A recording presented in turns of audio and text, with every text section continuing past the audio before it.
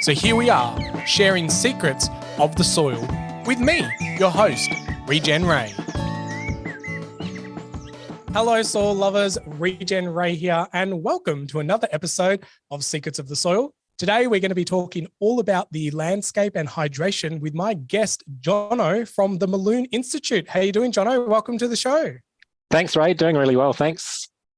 Excellent. Now, the Malone Institute has also the Malone coaching. So which part do you work in? And tell us a little bit more about what you've been doing. Yeah, so Ray, I've been with Malone for about 9 months. I'd been sort of following them pretty actively before that, keeping an eye on what they were doing, and got the opportunity to get involved with the consulting team to take on this role. So I'm the general manager, so work with the team on building the business and getting out there and sharing what we do with the network.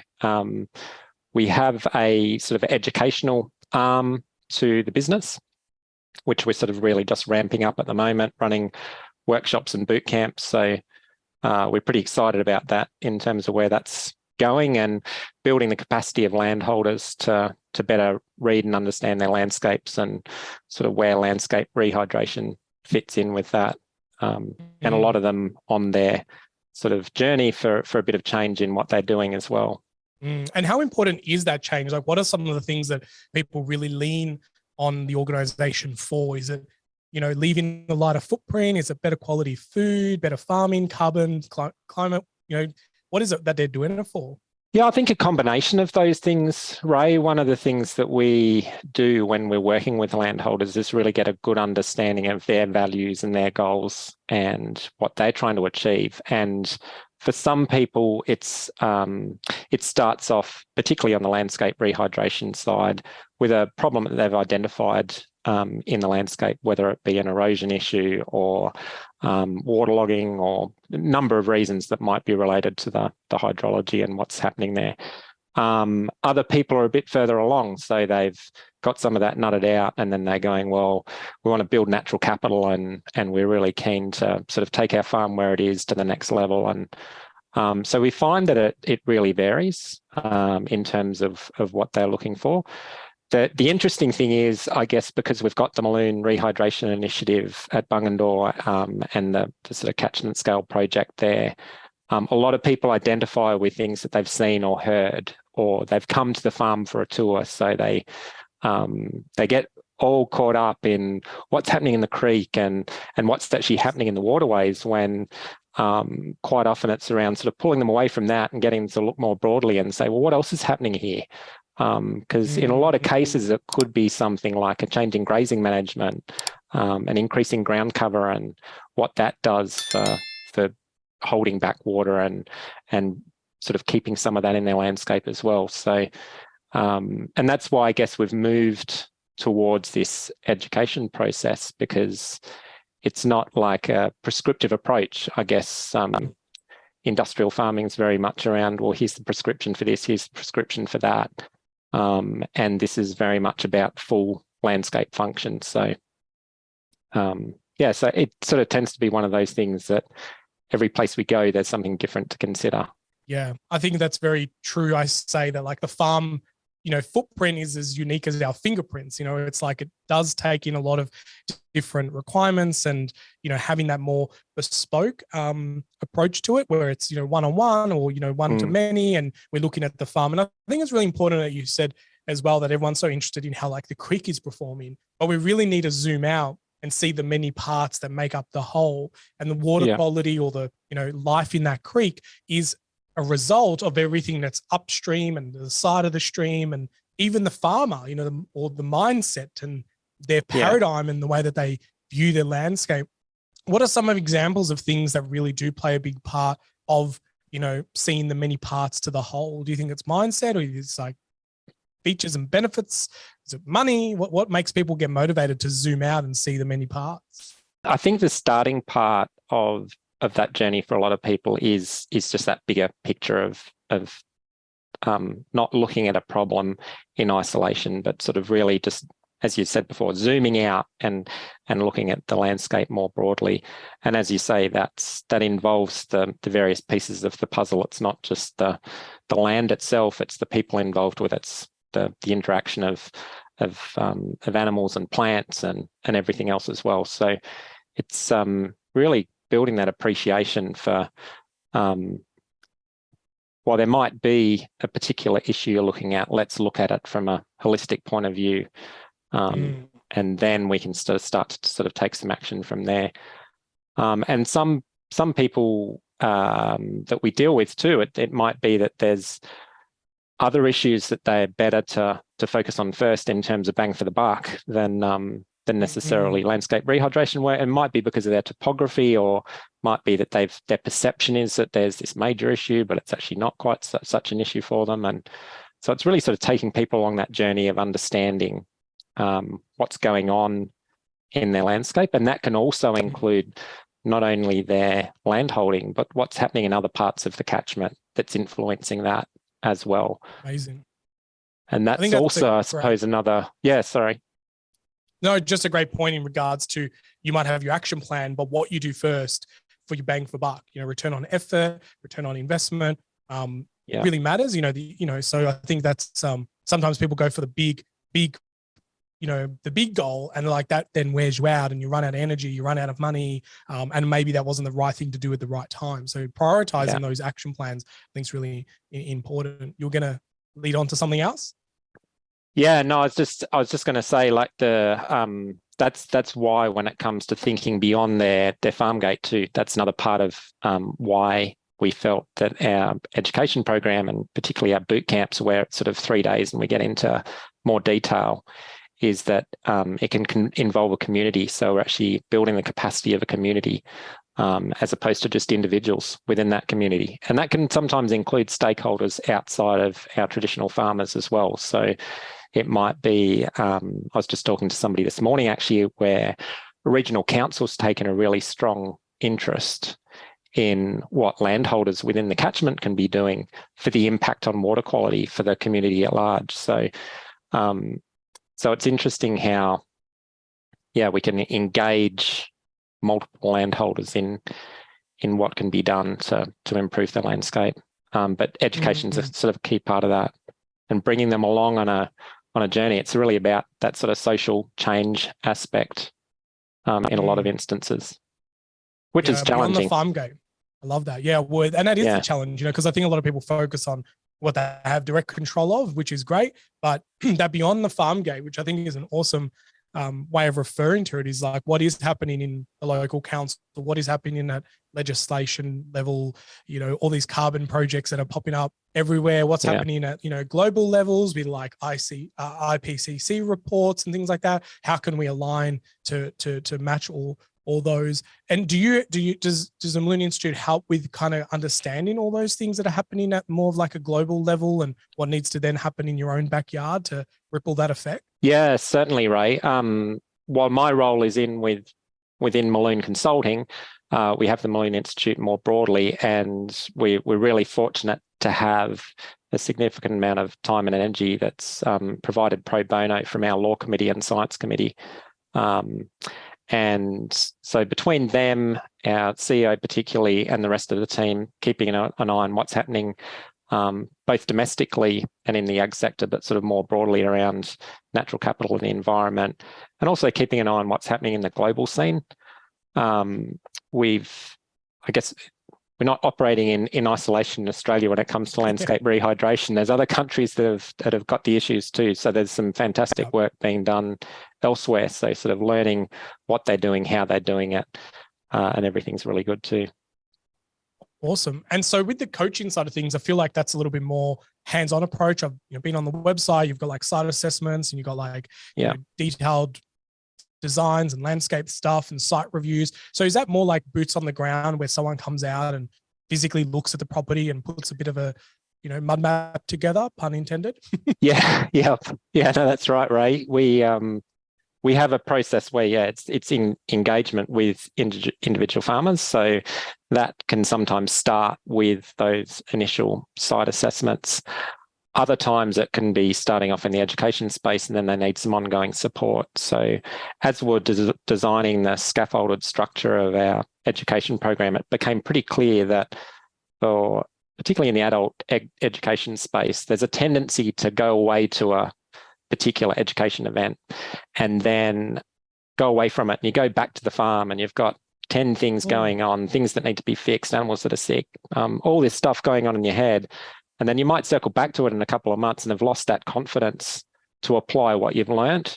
So part of our program has been to build in mentoring, ongoing mentoring, so that the landholders that we're engaging with, we can be there for support beyond what they're learning. And that in some cases will be online. So it might be that people are quite confident just to have that online support when they need it over a 6-month period.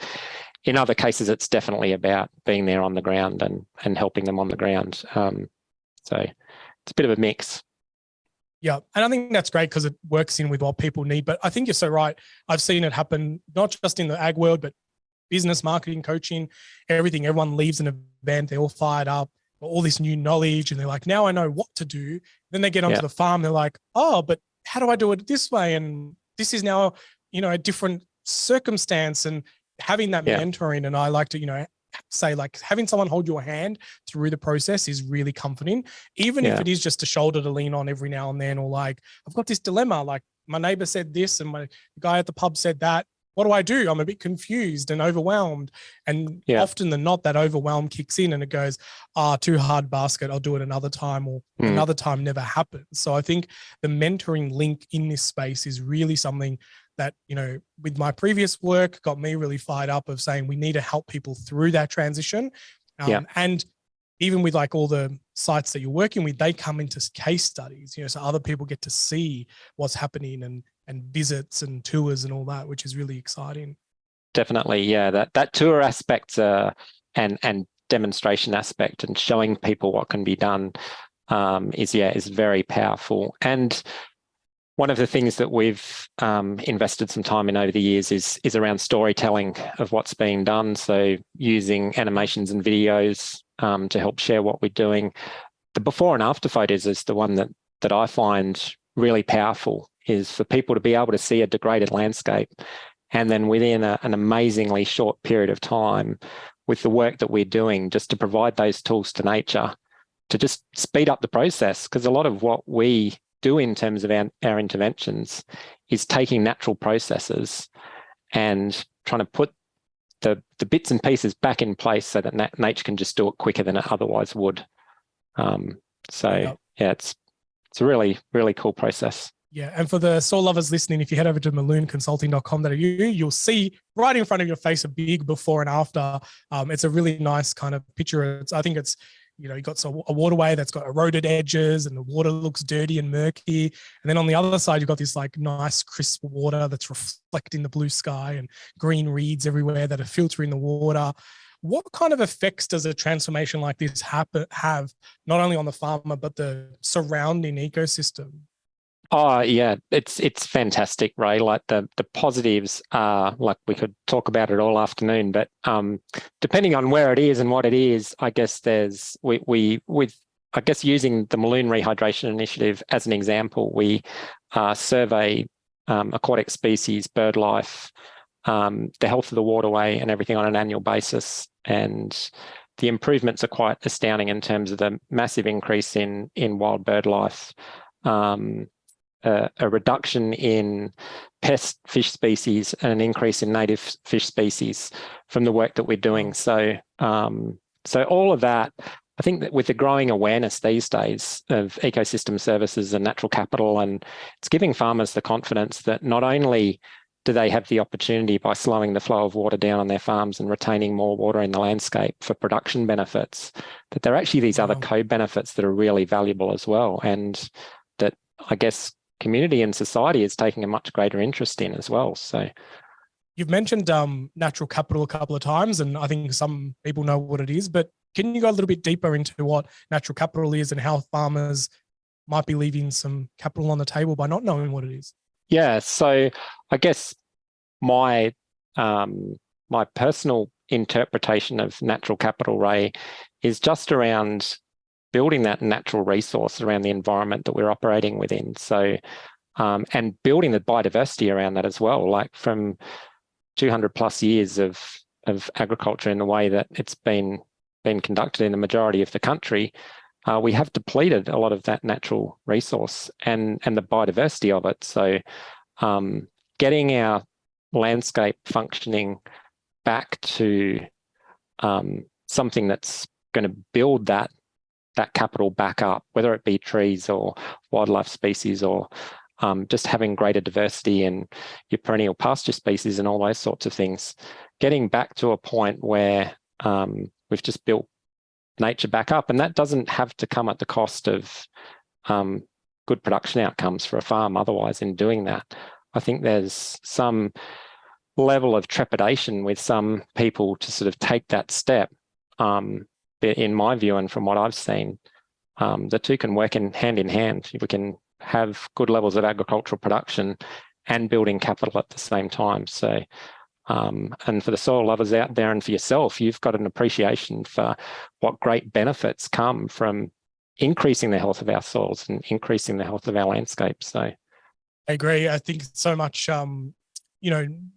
people's awareness is shifting to understand that it's not the kilos a hectare of inputs that we're putting on the property that really matters. It's bringing the soil biology back to what it once used to be, and reversing some of the industrial agricultural stuff that's happened by accident.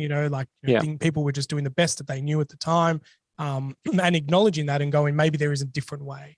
Might not be better, might not be easier, but there's definitely this kind of thing in most people's heart that says, I feel like farming needs to be a little bit more natural, a little bit more organic to some degree, closer to nature, and maybe getting out of the way and letting it do what it needs to do. But with the coaching and the mentoring and the advice and the guidance of people who have been there, done that, and using multiple case studies to, bridge the gap. Love the idea of these kind of living labs that people are starting to talk about now, where the research comes from the farm first and then joining the dots later and going, oh, there's some, data that makes a pattern here, but it's an after realization rather than an intention to go and find the data that supports that. So I think farmers that are becoming more empowered to treat their farms like a bit of a research lab or an experimental paddock and just try different things. It's really fun to see the community share that. Obviously you're bringing multiple people together. There's a sense of community, I guess. People have a vested interest in, common values and goals. How important is community and other people that are like-minded when you're going through a process like this? Yeah, good question, Ray. It's, I suppose it depends on what you're trying to achieve and at what level. So I suppose in some instances you could say that if you were doing work with an individual landholder and they had desires to make some change, that, well, does it really matter what the rest of the community thinks or what they're doing? But there's so much that you'd miss out on if that's the way you were taking it. So I suppose if you think of a catchment, and that there's various definitions around that, but if you sort of think of a farmer's position within a catchment, they've got neighbours, they've got other people downstream that might be utilising water and other things, or it might be something bigger than that. It might be a migratory bird population that farmers got a key part in. All sorts of different things in terms of what that broader community interest could be, whether it's people or whether it's the environment or what have you. So I think to operate in isolation to the community is a real risk. And when I say risk to not getting the best benefit out of it that you possibly could. Don't get me wrong, bringing a community along is a big challenge, and it's something that we spend a lot of time thinking about. The Maloon Rehydration Initiative at Bungendore, that's been 20 plus years in the making. It's not something that happened overnight. Through our learnings of that, we are hoping that we can get that change happening quickly and at a quicker rate and get the community on board at a quicker rate. But it takes time. So, but I guess from our perspective as Maloon, it's not scaring us away from still trying to get larger scale adoption. Because at the end of the day, there's a lot of repair and restoration required across the country. So we're doing it one farmer at a time. That's pretty slow. So if we can get the community on board, then you just have the opportunity to scale it up, increase the levels of awareness, and bring other people along on the journey as well. And that can include school kids. So citizen science is a really important part of this, is helping the community that may not see themselves as being directly impacted, and bringing them along as part of it as well is really powerful. I think there's a lot of people who feel that like what they do doesn't matter or can't play a big part. And that really is, at the buying side of things, if, decisions are made to buy certain products or support particular types of farming or practices, it does play a big part, especially when we're now at like 8 billion people around the planet. Everyone doing one small little action every day can compound very, very quickly. And then it becomes the norm. And it's like, this is just the only way that we know. And that would be a really nice day to witness, and may not even happen, I guess, in my lifetime, but it'll be nice to know that we're moving towards that. You mentioned about younger kids coming onto farms or learning about this. How important do you think it is to shape the mindsets of the younger generation and get them excited about farming, and lowering the average age of farmers these days as well, because that's crept up too over the last few decades? Yeah, well, I guess my view on society in terms of agriculture and the environment is I think we've become quite disconnected from what happens on country where we're producing food. So I think there's a very good reason for doing it, just purely and simply to raise the awareness and get back to that connection between where's our food coming from, how are people operating in the environment, because there's all this noise in mainstream media around what's going on, and the farmers' participation in that, and sometimes the messaging so wrong in terms of what's really happening on the ground. So, and young people are very influenced with that. There's so many forms of information that they're pulling in these days, between just the mainstream news and having that on the TV in the background in the morning, but also what they're seeing on social media and everything else. So if we don't get young people out there and experiencing the truth of what good farmers are trying to do, then they could get caught up in this warped view of what actually isn't going on. And then that creates a powerful movement. And all of a sudden, what we're trying to do as good in agriculture all of a sudden becomes under threat, because society's questioning all this stuff, and you're doing this wrong and you're doing that wrong, when actually farmers are generally out there trying to do the right thing. And absolutely. As you would have had a lot of people in these discussions say with you, Ray, like generally farmers are trying to do the right thing. If they don't look after their environment, they haven't got a business. So, but so often that negative slant gets thrown in there. And I think, we are quite vulnerable to what those young people grow up and think about. So part of our program with actually using Maloon as a living laboratory and having other places that we can take people is school groups. So, so it's great to be able to get those school groups coming out and seeing what they do, what we're doing. I couldn't agree more with that younger mindset. It really shapes the way that people solve problems. I think someone on a school bus that's going on a tour might say, I'm going to start I want to get interested in this, or I want to start a business that solves that. And I think often than not, and you can see this as a trend, like there are TikTokers and YouTubers that are like 5, 6, 7 years old, doing some really innovative business ideas. So that whole mindset that people need to be, graduates and gone through the whole education system to set up enterprises is, becoming thinner and thinner. And I think, farming is one of those enterprises that if people get excited about it at the right age, we can have a really big impact on bringing multiple people. And I think farm automation and farm, I don't want to see AIs raising our food, but I think using technology to help make decisions and, keeping the farm on the North Star and in the direction that we need to go, having, drones fly around of paddocks to do observations. So that way you're not using diesel to go from gate to gate, like huge ways of saving time and redirecting that effort into like marketing or growth or business development. Because you're right, most farmers don't wake up and say, how do I go broke today? They're all thriving to do better and to live the, create the land better than the way they found it. But 100%. that's definitely a misconception in the world, is that, farmers are doing the wrong thing. And that's why I always make an effort to say that everyone did the best thing with the best knowledge they had at the time. And now we're evolving, we're learning about soil and the importance of the biology and how to nurture it and not kill it through, inputs. And, people are starting to innovate. Now, we're going to take a quick break, but you spoke a little bit about the school buses, and I know that you've got it's a lot of demonstration and learning hubs. So we're going to talk a little bit about that just after the break. So soil lovers, stick with us. Hey there, soil lovers. Thank you for being a great listener to the podcast, but I wanted to let you know of a new and exciting project that I'm working on in 2023. What I found is working with many consultants and business owners and farmers around the world is that they always struggle to find someone who gets soil, that just understands what it's all about, but then layering that with digital marketing and growing their market share. So that's why this year I put my thinking cap on and said, how can I connect my two passions of soil and business and marketing together? And that's how I created Soil Connect.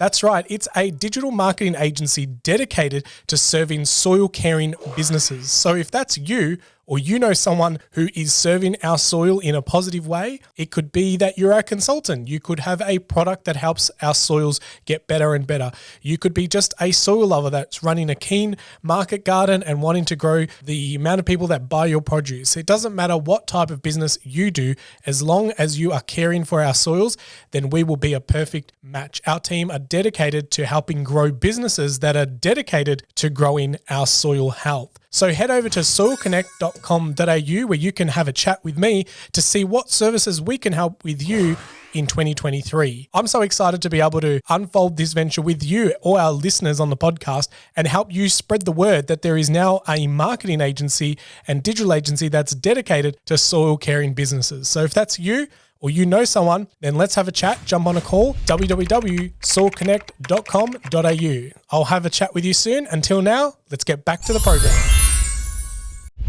Welcome back, soil lovers. You're hanging out with Regen, Ray, and Jono from the Malloon Consulting, sorry. And we've been just talking about, demonstration sites and learning hubs. Jono, you have some learning hubs. Tell us a little bit more about what these learning hubs enable people to do and see, and what's it like going out onto one of these demonstration sites? Yeah, Ray, we run a few different things. We have what we call a community tour of Malloon, so that gives people sort of a half-day opportunity to have a look at some of the interventions that we've done at the Malloon Rehydration Initiative in terms of just seeing the types of practices that can be applied within that context. And then we also run sort of tours for other groups as well, whether it be schools or individuals, and to really bring them through and give them an appreciation for that sort of basic level understanding too around what's going on in this landscape and how might have it looked in the earlier days compared to how it does now, and what have we tried to do to intervene to get it functioning better. So that's really our aim with our tours and groups coming through, is to just give them an appreciation of what can be done and what can be achieved.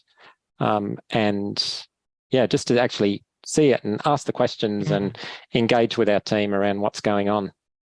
Yeah, I think it's really important. I often hear farmers and people who have gone on these tours going, the soil feels different. It's like all these little minute, things, or the soil smells different, all these things that you just don't have the ability to do on your own farm. And it's really interesting when walking with people who, I call it like literacy of the landscape, when people have that real high level of understanding how to read landscape. And I think a lot of First Nation people do have this intuitively, where that song of a bird means this, or that smell is this particular plant and it's doing this function and this purpose, or it has this medicinal principles. Those things become really important when we walk the landscape, and just feeling the different sponginess, I guess, of the soil and understanding the profile and the texture. Some farmers get game enough to even taste their soil, and using our 5 senses that we get to make those informed decisions. I think the more people engage in these learning hubs and tours and things, the more you're training your brain to look for the right thing and feel the right thing. Do you feel that kinesthetic approach of like touching, feeling, smelling plays a big part in really understanding the world of nature? Yeah, look, I think it does play a big part, and it gets back to that sort of broader discussion around the disconnection. Like it's a way of actually bringing people back and getting them experiencing it firsthand. Like the great thing with digital technology these days is we can tap into videos and all that really easily, but there's nothing like actually getting within an environment and experiencing it, and in person, and having the opportunity, as I say, to sort of engage and question things, and like, well, why have you done that there, and what's going on here, and for people to really live through that. So yeah, I think it's very important. Jono, what were you doing before getting into what you're currently doing? Like, what led you down this path? Why do you feel you've got a background of business with a bit of agriculture commerce in it as well? And you're also studying at Southern Cross University. So how did all these kind of roads cross together? Yeah, well, Ray, I'm a farm boy from South Australia originally. So as they say, you can take the boy away from the farm, but you can't take the farm out of the boy. So there's always been that passion for agriculture in everything that I've done. I was sort of fortunate when I left school to be able to have 4 years working on farm in the Riverina for a fantastic family, and sort of experiencing that at a young age, in addition to, I guess, that lived experience as a child growing up on a farm. But yeah, look, I ended up doing an agricultural commerce degree, and then accounting was sort of the thing that sort of really turned on for me during that process, even though I could never see myself being an accountant when I was growing up. But that's where that sort of led me. And so I spent close to 27 years working in the accounting profession. The majority of that was with farmers. So there was still that strong connection with agriculture. And fortunately, I was with a firm that had a very strong focus in agriculture as well. So, but probably what really lit the torch for me was I did a holistic management course 20 or so years ago with Bruce Ward, and that just opened up a new approach to looking at agriculture in a more ecological way, I suppose, and in that more holistic way. Even though I'd done some training on that at university, I guess just the context of where that fitted for agriculture really seemed to resonate with me.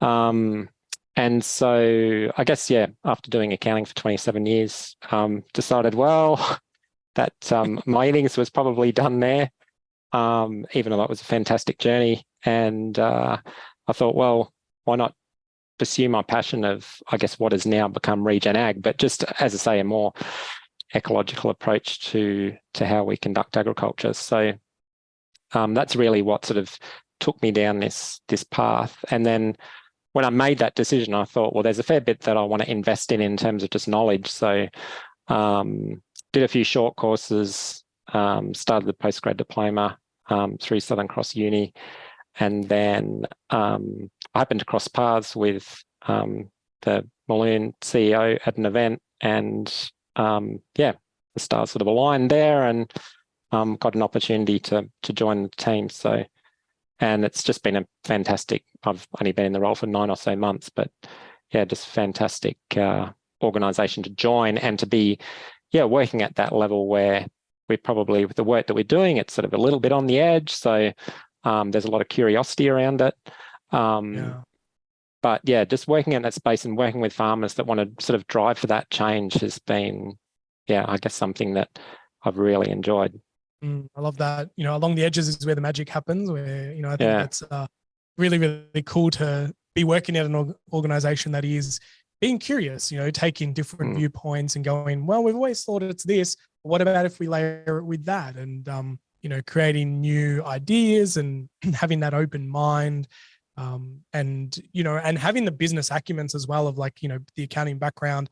I think that's really strong, because a lot of times when I meet farmers and so forth, there is, they're the 5th generation farmer. They're just doing what, the parents did and the grandparents, and there isn't that level of business acumen or decision making or understanding even to build their own time. That's got to be added to the bottom line. Maybe you're profitable because you're working as a volunteer, and and things like that. So really understanding those kind of ways of layering it all together, and the many wholes make up the part, which is part of the holistic management side of training. And I didn't know that you did that many years ago, because I've recently done that as well. And I agree, there's something that happens in that course where it just changes the way that you see everything. I don't know. I did it with Brian Wilbur, and it was just transformational. I didn't think going there would do that to me. And a lot of people mistaken are thinking it's all about how many cattle you can have per acre, and it's more about decision making and mindset. And it was very, very eye opening for me. And with your years of knowledge and experience and so forth, what would be like something that you wish we could just download into everyone's brain and they kind of just got it, or had that kind of secret sauce or that like magic wand? What would that be that you'd love to just transfer into everyone's brain?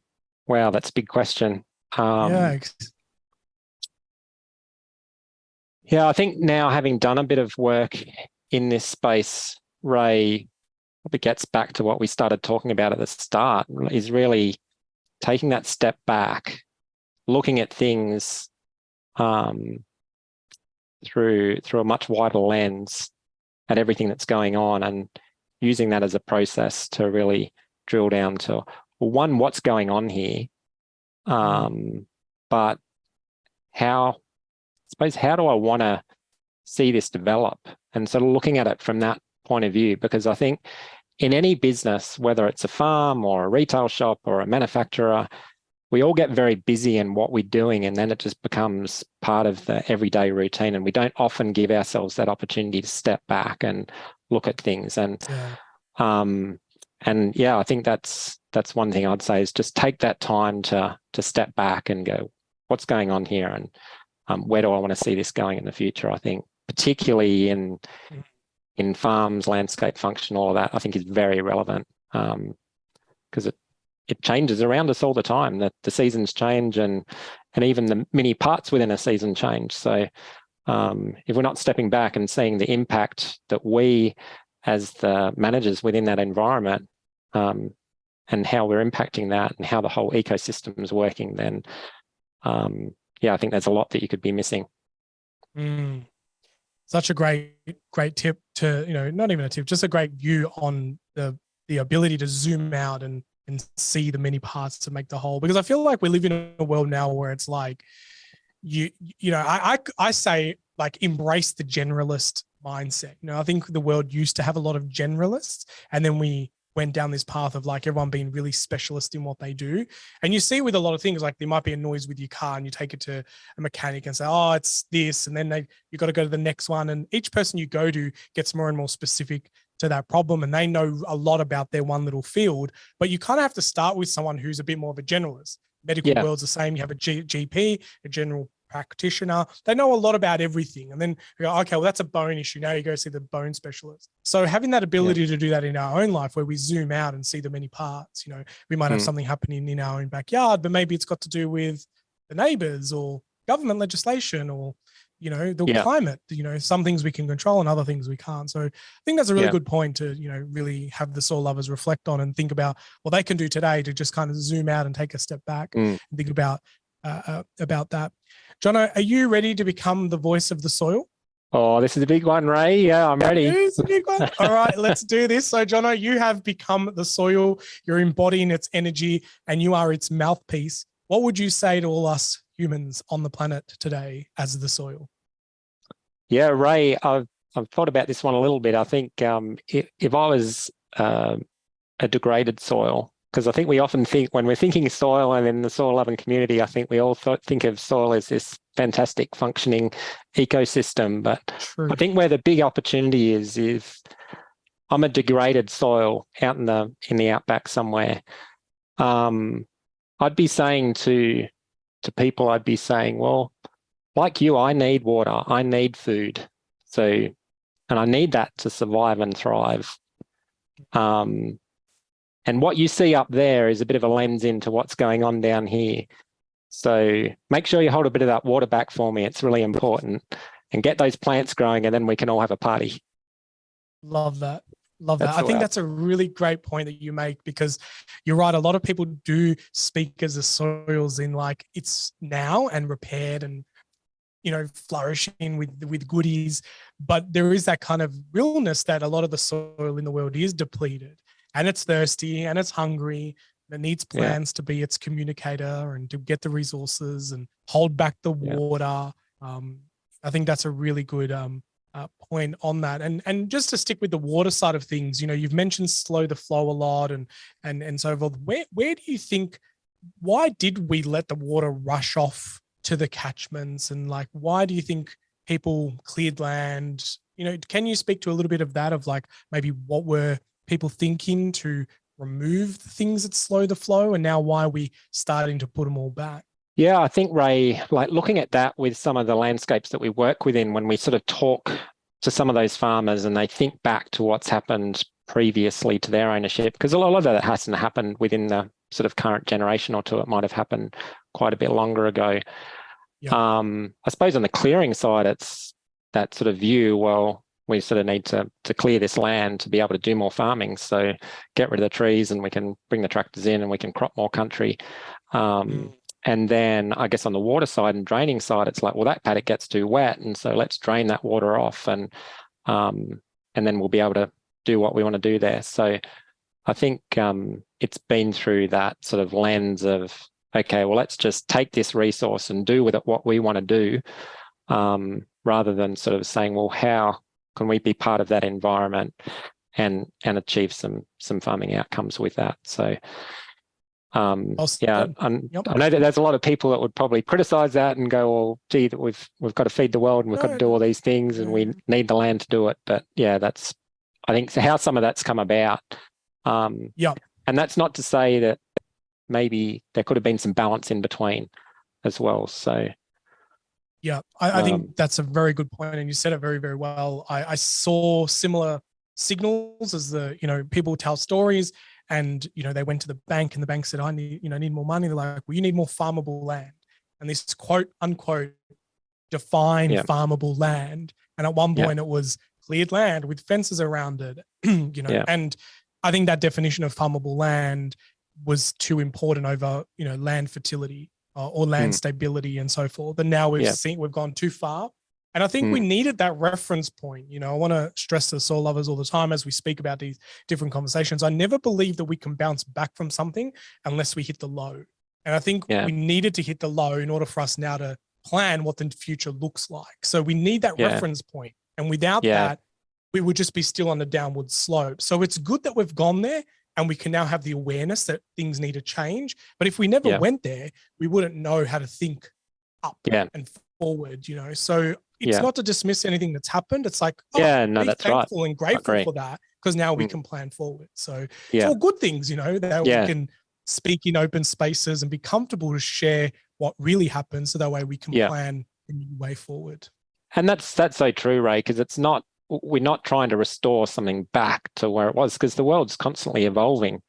So if we can't sort of expect that it's always going to be going back to this, because there's positives out of some of those changes too in terms of what's happening in the environment. So it's really thinking about the environment as a constantly evolving thing. So, and what part are we taking in all of that?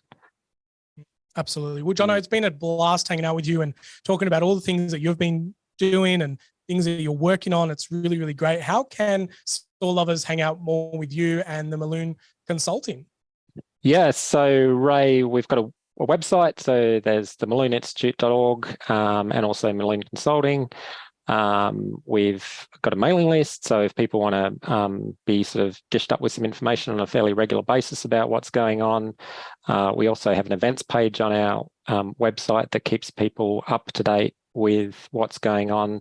And I'm also on LinkedIn, as quite a few of our teams. So awesome. I think that's LinkedIn's a great platform now. I'm connecting with a lot of change makers and people that are doing wonderful things.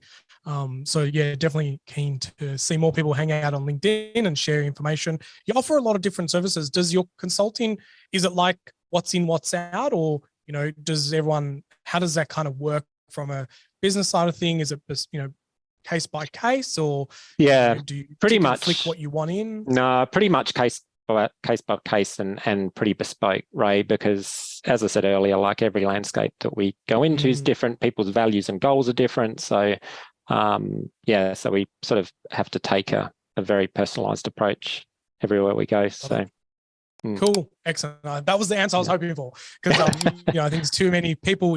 One size fits all, and I think the world is beyond that, where we live in this world of personalization and customization. I think services like this really need to be what's in, what's out, what works for me, and having that ability to sit down and consult with someone and then build a plan and an action plan is really exciting, and I think something the industry definitely needed a long time ago. So and like even with our boot camp programs, that's very much about going to that community, getting within their sort of context of where they are and stuff as well. So I guess we've got great ambitions of what we want to try and do around the country as well. So so it can be anywhere in Australia. Just get in touch with us.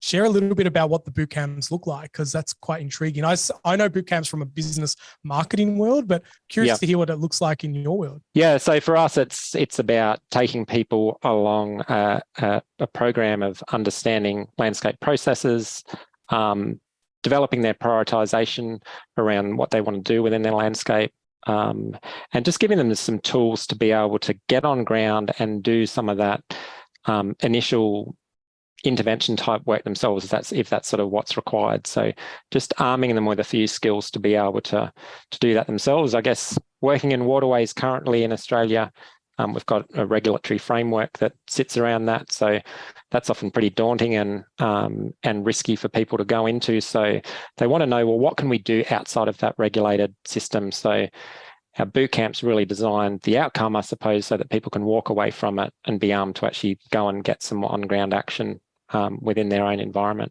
Amazing. And great to hear there's no push-ups and burpees. None of that. Awesome. Good. Awesome. Well, thanks so much, Jono, for hanging out and sharing everything with the soil lovers today. Thank you, Ray. Really nice to catch up with you. Same. Well, there you go, soil lovers. Another episode for you to sink your teeth in. Make sure that you're sharing the episodes around to your friends, family, and anyone you can convince to talk about soil with. Until next time, make sure you get outside, get your hands dirty, and keep digging deeper into the wonderful world of soil. I'm Regenerate. I'll catch you on the next one.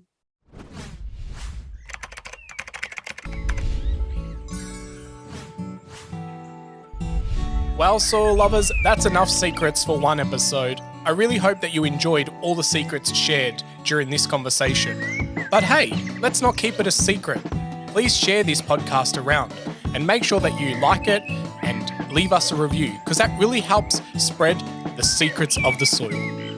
Until next time, remember, get outside, get your hands dirty, and keep digging deeper into your soils.